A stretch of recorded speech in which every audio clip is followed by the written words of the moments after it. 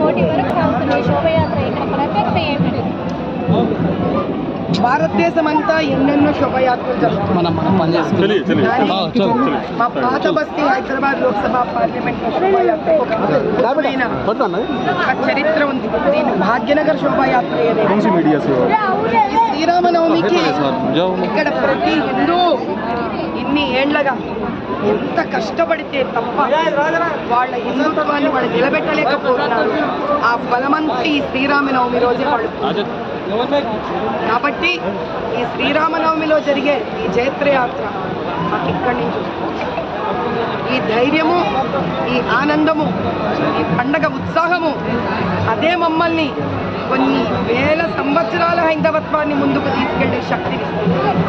ముఖ్యంగా ఈసారి జరిగిన రామచంద్రుడి ప్రాణ ప్రతిష్టాపనతో మేమందరము ఆ బాలరామచంద్రుడికి ఈరోజు సూర్యవంశ తిలకం ఏదైతే దిద్దారో అయోధ్యలో, దాంతో మా రామచంద్రుడు మా సీతమ్మను పెళ్లి చేసుకొని పట్టాభిషేకానికి తయారైపోయింది. ఆయన పట్టాభిషేకం కళ్యాణంతో రామరాజ్యం